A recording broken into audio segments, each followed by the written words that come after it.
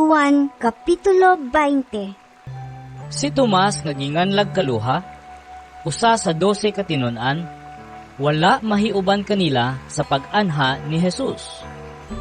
Busa gisubinlan siya sa ubang mga tinun-an. Nakita namo ang Ginoo.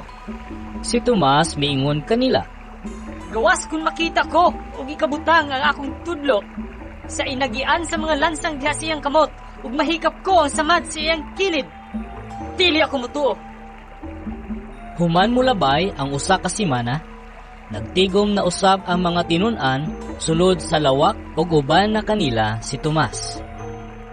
Gitrangkahan ang mga pultahan apan mitungha si Jesus ug mitindog sa taliwala nila ug miingon. Mainyo ang kalinaw. Unya, miingon siya kang Tomas. Tanawa ang akong kamot. Ug hikapa kini. Hikapa usab ang samad sa kong kilid. Too.